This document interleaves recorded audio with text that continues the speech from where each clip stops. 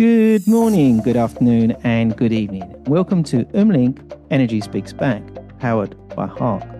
My name is Paul Webb. I'm the founder of B2B Energy, and I'm your host. And weekly, I present to you experts from around the world. Welcome to episode 95, and we are again in the UK interviewing an amazing lady who has had a big impact on my business, and she has inspired many people. Our purpose, as always, is to provide a good understanding of energy management, knowledge from around the world, which is available today for us to deliver savings that impact on our planet.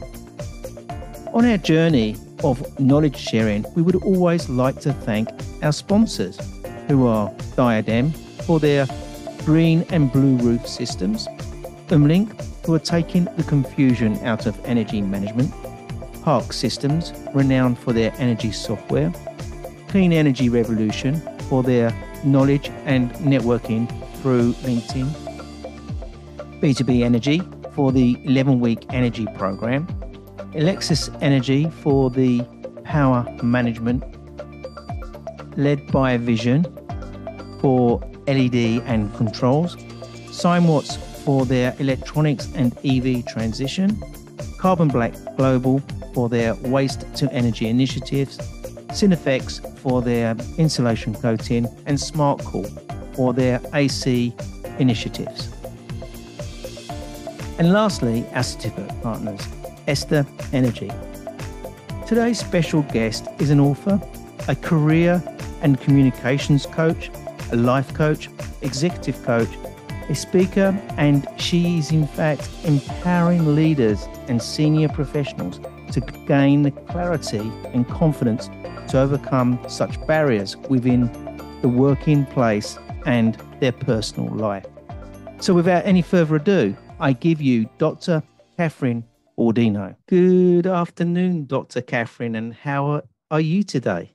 Hi, Paul. Well, I'm keeping cool because anybody who's listening to this will know that London has been suffering a mega heat wave. But I'm very lucky. I live in a building with very thick red bricks that insulates me from the heat and from the cold. Brilliant. So very much in your park. Yes. Yes. Insulation. Yeah. It's a big word in our world as such. It has been significantly hot, hasn't it? I've had quite a few conversations this week, and everyone says these are messages regarding climate change, and this is a sign, basically. Absolutely. I think once it becomes a reality, people recognize the sign. Yeah, I think so. So, Dr. Catherine, I'm going to keep calling you Dr. Catherine because you are the doctorate in my world. So, Catherine, I will drop it every now and then. But Catherine, we met, and I will pick up on when we met. I was in awe of you. I think it was in 2019 we met at a LinkedIn training session with BNI. And I always remember it was a winter's day. You was there in this beautiful fur coat. And I was so in awe of you, I couldn't talk. I just stood there stroking this coat. Must have looked a right, what's the word, stalker as such. Not at all. And look what a wonderful friendship and collaboration has ensued from that. Definitely. A really special one. Yeah. And we then got back together through some collaboration because we was both BNI. I was looking after the chapter, wasn't I, at Kensington? Yes. And we found ourselves, we was the team, wasn't we, to help share the love of BNI and with the new people that come along, and we worked together. We were the two grey-haired people in the group. Yes, and though it wasn't always smooth, was it? Because we both used to fight to say the good things, didn't we, during their meetings? Yes, we competed between each other because we ultimately wanted to say the same thing. Yes, but it was who got it in first. Exactly. And so it was sometimes a little nudge here, a little nudge there. I never kicked. But But it was a bit difficult when we was online, though, wasn't it? exactly, yes. And it was always online, but you can still have the metaphorical nudge, so to speak. And I think we worked very well. We were a great pair together. I think we still are. We had a very good success rate, didn't we? We did. Quite a few we signed. So anyway, I know so much about you, and for the benefit of the listeners, and this will probably maybe aired on YouTube, I'm reading your book, which we had the signing last week, which is amazing. So I've learned a lot about you over the years, and I'm learning even more about you by reading the book. So everyone needs to go out and read the book as well. So I know a lot about you, Catherine. So for the benefit of our audience today, can you tell us about your origin story and some background to yourself? It sounds to me as if you should be telling the story, but I'll give it a go. Okay, I'm born and bred in London of French parents. I had the benefit of having a bilingual education, which set me up for life, really. Very authoritarian parents, both of them, and not always pleasantly so, but ultimately made me who I am. And by pushing me. And so I've now developed this amazing talent of pushing myself a bit further. As I get to this stage now, and having written the book, I've got to be a bit kinder to myself now. But good God, it's taken, all these years to do that. In terms of, so I've been a rule breaker. I went to a French school, the Lycée in London, in South Kensington. I did the baccalaureate. And then I thought, even armed with the baccalaureate in my hand, I wanted to apply for university in England, where the baccalaureate in 1970 was not recognized. Mm-hmm. So I found myself in front of all these very eminent professors and heads of department, and having to tell them that my baccalaureate was worth a lot more than their present A-levels, but having to do it in a tactful way that would not alienate them. Needless to say, I got in, eventually did a PhD in record time, got the PhD age 23, one of the youngest in the country. And then I thought, no, I don't want to say my PhD was in literature. I don't want to stay in academia. I don't like it. I don't like the politics.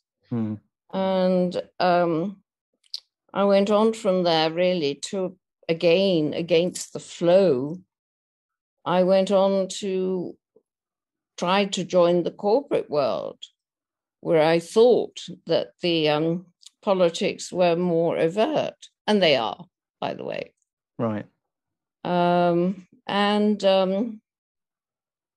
I received rejection upon rejection on the basis that I was overqualified. Who can ever be overqualified? That's ridiculous, isn't it? Ridiculous statement. Yeah. But lacking in experience. And that, to this day, I recognize and I admit, ultimately, by then I was trilingual. My basic language was French, and then English, and then I learned Italian. And being trilingual just opened the doors to my corporate career after that. And that was the Italian that was the third language, isn't it? That's right, yes. And in the book, you talk about your English teacher. Yes. And that's what's given you your accent, isn't it? That's right. Yeah. So my English teacher, Mrs. Peters, Miss Williams, who became Mrs. Peters, spoke proper. And she taught me, like not just me, but the whole class, how to speak properly. Yeah. And we used to call you the Queen, didn't we? Royalty. Indeed. When amongst us, well, I'm an East End boy, so I talk like an East Ender. You obviously speak, and you live quite close to where the Queen lives, don't you? I In do. your flats? I've always lived in SW1. Wow. Yeah. Excellent. Yeah. So for listeners, SW1 is in Westminster. It's where Buckingham Palace is. It's also where the House of Parliaments are. The Houses of Parliaments are. So yes, I'm right in the centre. I'm very much a city girl. So your first corporate job, what was that? What was you doing then? It was quite funny, really. I was working for a trading company that imported prawns, frozen prawns and shrimps from Thailand. Wow. And I knew nothing about trading. But my boss decided it would be better to have somebody come in who could speak languages and teach them about trading rather than having a trader who didn't speak languages. And so, I mean, I didn't know what a letter of credit was. Right. I didn't know why you had to pay these people a certain percentage. They were called agents. I mean, I was so naive. It was ridiculous. But I'm a fast learner, and they were happy to give me a chance, and I just went on from there. I mean, when did I seem to have read about you being involved with solar, which was triggered my mind. Yeah. Was that in France? No, it was in Italy, actually. I had a conversation with a businessman, and it was just when the EU was deregulating and allowing financing the installation of solar parks in certain countries. And one of the countries was Italy. Now, Italian being my third language, as we've all heard, I went in for it. I set up a company. I made my husband a partner, and the person with the originated the idea, also a partner. And so we set off for Italy, mainly in the area of Treviso, which is close to Venice, right? To talk to owners of agricultural land to turn their land into solar parks. So the attraction for everybody was that it would be subsidized to a large extent by the EU. Yeah. And was you successful with that? Did you manage to get some solar up and running? That is doing business in Italy is not something that happens overnight. Right.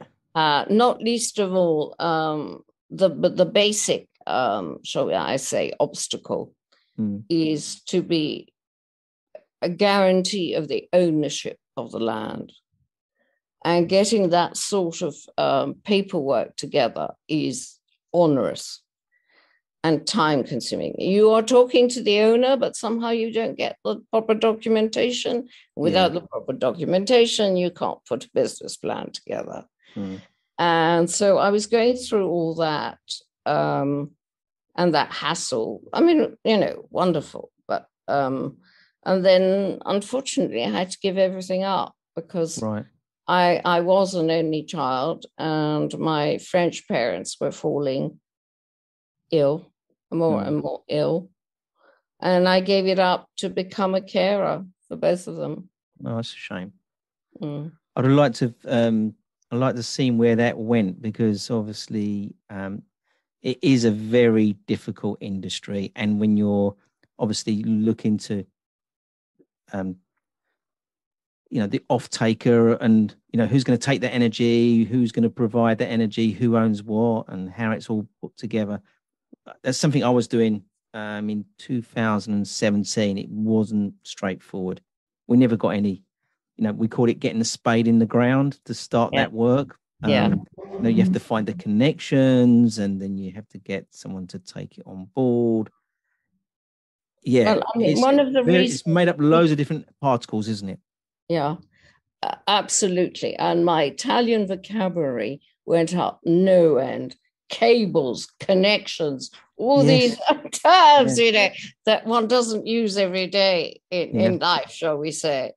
So my Italian vocabulary went up to the ceiling. I learnt so much in terms that really were not friendly to me in any language. No.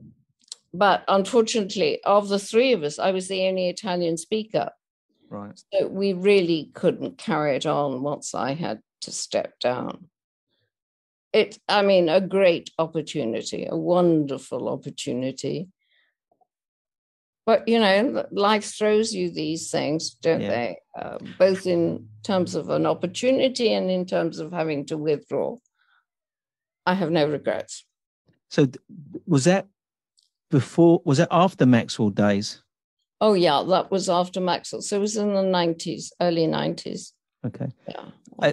We can't have an interview without you mentioning some of I think every engagement we've had, which we've recorded, we've always mentioned the Maxwell days. Give us a glimpse into your time there, because I've been reading about that. You really had to roll them sleeves up and get stuck in to fight and create your job there, didn't you?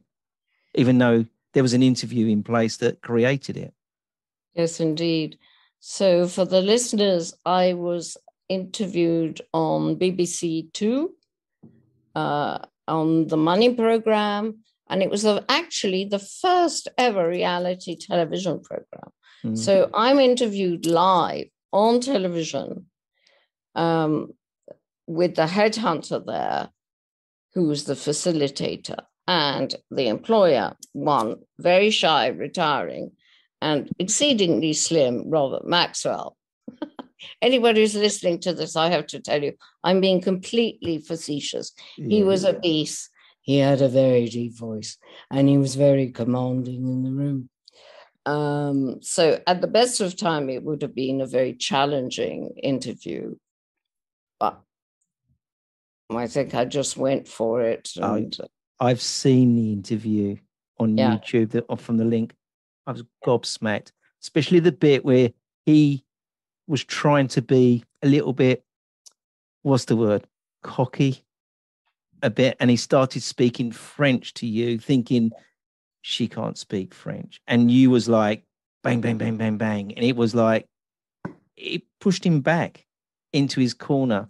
And especially, I think you said to him about his accent was very good. I didn't know he could speak French myself, actually.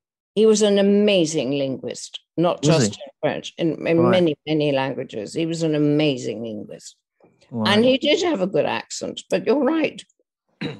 I wasn't going to, I think he was like preening to the camera, I'm going to speak of course. French here in front of the camera to a British audience.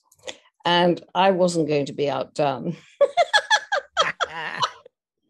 But notwithstanding that, out of the three candidates that were televised, the other two being men, I was the one who got the job. So I must have done something right. Well, I think for me, he opened the box up. You put him in the box and taped it up, basically, from my opinion on that. It was absolutely, I was gobsmacked. And to see you, the young you, beautiful lady, you are beautiful now, but you was just like, he was as I could imagine, business women of that time, and the way you was conducted yourself was amazing.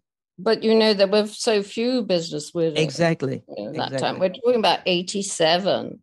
Mm. I mean, that job enabled me to break the glass ceiling. But I didn't have many female counterparts. And those that were there, I joke, you really, really couldn't trust, shall we say. I joke and I say you had to wear a Kevlar vest because you never knew if they were going to stab you in the back or not. Situation has changed now, 87 to now. How many years is that? I don't even want to count. There's more of a sisterhood. But that said, no, it wasn't. I wasn't going to say it was not easy because, quite frankly, I rather enjoyed the journey. Yeah. It was just that you couldn't count on the support of other women in business, as you might do now. Exactly. Might. So I would have said, right now, obviously I'll call you the Queen, but then I would have called you Lady Diana. Because that was you then. That was Lady Diana. It was also the fashion at the time, wasn't it? Indeed, yes, indeed. Absolutely. So, Catherine, let's do one big leap in today. Yeah, you've written a book. How does that make you feel? You know, and I witnessed the launch, and I could see it there. I witnessed it myself. But how did that make you feel on that day and getting this Paul, amazing book out?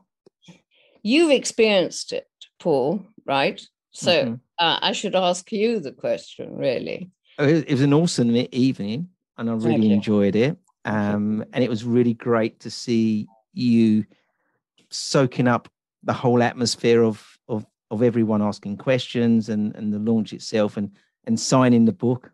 I could feel it, the atmosphere in the room, and you've got an amazing following that is real, you know. Thank you. Thank you very much for that. Yes, I think, I'm blessed. I don't want to bore anybody, but I don't really have family.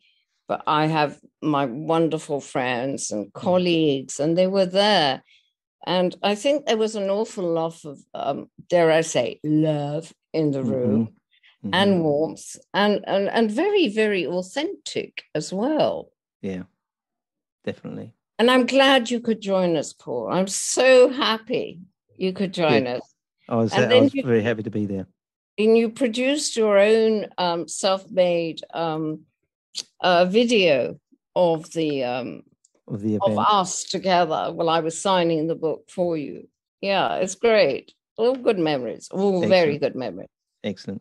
So let's talk about your mentoring and what you can do for individuals, because obviously you've got that vast amount of knowledge and experience and proven experience of who you are and what you've done.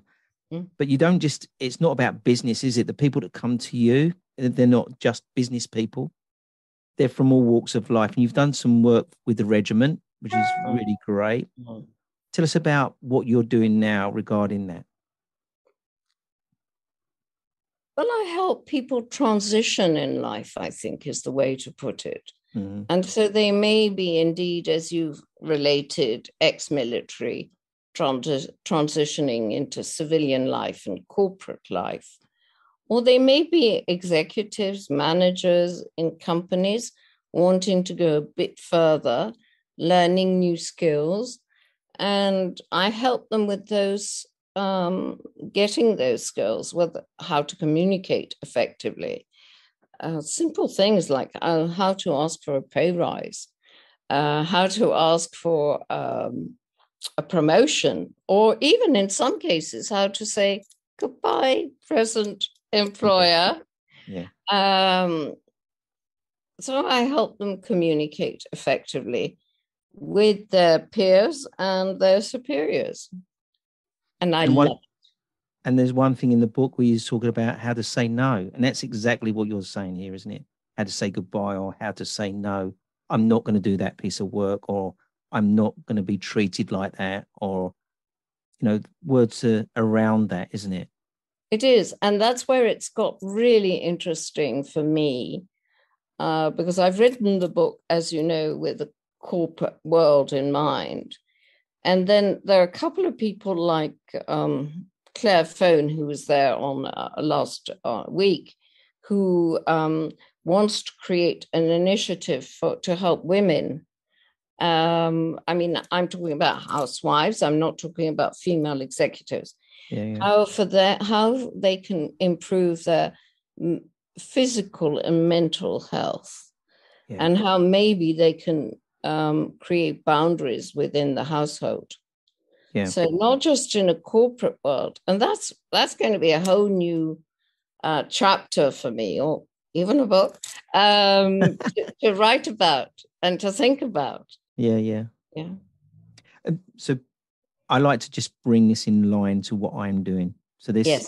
my whole podcast, episode 93, we are talking about, the reason why I interview experts like yourself is because you've got all this knowledge that can help the energy expert, the individual, to become sustainable. And it's really important because, there's not enough experts out there to go and fight and deliver the savings and the energy management and the renewables for the world, the planet, to be saved. This is what we're focusing on. And two, they haven't necessarily got the experience to take it to the next level. And I'm trying to give all these experts the opportunity to go to the next level of their careers, of their training. And as we know with BNI, it's lifetime or lifelong training. And I believe in that. And if I can give them that snippet of knowledge every week in things like this, I feel as though I'm making my contribution as well of paying back. I agree. I totally agree. But the only thing I would say is you have to address an audience that has an appetite, yes, that has an eagerness to learn and a humility to say, I need to learn. As long as you've got that, you can go, you and I can go anywhere. Yeah. Do you think as the individuals come on, they don't know that they need that appetite? Do you think this will stimulate the appetite for them? I would hope so. One of the great Greek philosophers said, I know, I don't know. Yeah. And when people can find out that they don't know and honestly say that to themselves, yes, they can go on. Absolutely. Yeah. Listen, you and I have done it, so why not? Exactly. I learn every day. I've been teaching. Absolutely. I've been teaching myself Instagram this week. Yeah. It's a whole different ball game. I'm 58 years of age. And I'm not. And Instagram isn't about standing up there and making. It's not for beauty looks and for tips. It's a platform that can be used for all aspects. And energy management and what I'm trying to achieve is that platform. I need to be showing myself in all these platforms, because there are opportunities for me to then sell the ideas of energy management, because we need to provide the knowledge for what we're trying to achieve. Absolutely. So we've all got our paths to our journeys, and we've all got our parts to play. Yes. Have you in your past, do you think about the environment and climate change? I'm sure you do. I do. I'm very conscious of it. I'm particularly conscious in my case of how much energy I use in my flat, not in terms of my bill, but in terms of what onus that is creating for my country. And whether my consumption of electricity is increasing the country's debt in energy. I'm ferociously conscious of that, and I talk about it to my friends, and I explain to them, this is why I'm switching off the lights now, and this is why not all the lights are on. Silly little things, because that's all I can do. Yeah, I'm not running a big building or anything. I only have a flat. But if I can do that, that's my contribution already. Yeah. And if I can also talk to my friends about it and help them see it the way I see it, it'll be, and they agree, that's already 2 households doing it, and then 3, and and so on. Yeah, starts to replicate. So we have a private joke together about cars, and I'm not going to share that today. That's a private joke. We'll always talk about it though. So do you still have a car? No, I don't drive anymore. No, Right. no. Good. I wonder what that car would be if you was driving a car now. But would you drive if you had the choice of cars or getting a taxi or an Uber from A to B? Would you always try to consider going electric? Is that something I on do. your I do. But unfortunately, and I have accounts with different apps, very often the green option is not readily available. right? So I might make that my first option, but then I've got to go on to the second. You did recently get a electric wagon thing. I don't know what they called them. Trolley. Didn't you have electric? Wasn't it about a month ago? You turned up for a dinner with some BNI people, and you turned up on a mobility. Oh, yes. Well, that was when after an injury. Yes. I Right. was in as you say, a mobility type thing. Yes. Yes. How was that traveling around London? Was that good? It wasn't something I really used on the pavements. The pavements in London are so uneven. Yeah. Which have resulted to fractures, which resulted in me having to have this mobility scooter thing. Exactly. Or mobility chair. So, London is not well suited for those things. And you can't exactly do it in the middle of the road when you're being taken over by a Maserati or something. It's not safe. I forget you live in SW1. So, Catherine, it's come to that time where I'd love to hear for you to give something back to our industry of energy experts, or if there's something that you can give back to our audience today as a takeaway. My biggest takeaway is the one I applied to myself, is listen and learn. Be prepared to listen. And I mean listen in earnest. And be prepared to learn. And that will open up a lot of doors for you, not just in what is called networking, which I call connecting, by the way. Yeah. But in terms of your own growth, your own self-development, and learn every day, as Paul does. I mean, he's just told us he does that. I do the same. And it keeps me young. Yeah, exactly. Do you know, I've just got off a phone call. I've been helping someone. I've been doing some coaching with someone, and he's in the regiment. He's doing a transition from regiment to civilization, basically. And okay, let's take that.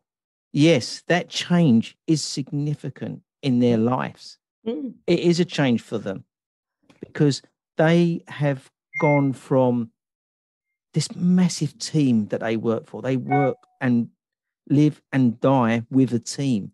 They're now, the uncertainty that's around them must be very, scary because they're now going to go as an individual and there's no team around them anymore. They are the individual. So that step they're going to be taking is significant. And we talked about that today. And we talked about the lifelong learning. And he said, I like to learn something new every day. And I said, yes, because every day is a school day. Mm-hmm. That's one of my sayings. Mm-hmm. You will learn something every day. Mm-hmm. I can guarantee that. Mm-hmm. And you once said to me about the listening side of it. And, and you complimented me regarding listening.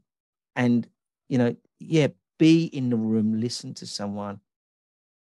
And it's 2 ears, 1 mouth. And use that in that correct proportions of listening. Absolutely. And learning. Yeah. And it's, once you've got the knack of it, yes, it's really not difficult. it's so easy, isn't it? So easy. And it can help you grow. It can help you help the other person as well. Yeah, totally agree. So, Catherine, absolutely amazing, as always. I think we've we've done our hat trick now of interviews and things. So it's been a really great pleasure. We wish you well with your book that's out, and I'm just gonna. So the book is called Stepping Into My Shoes, and you can get this book from your website, I understand. My website and from Amazon. The only trouble is if you go on Amazon, it's twice the price. Right. So go on to, what's the name of your website? Okay, so it's Dr. Catherine Coaching. Right. Thank you. We will thank you for your time. And Catherine, please stay safe in these times. Thank you. Thank you very much, Paul.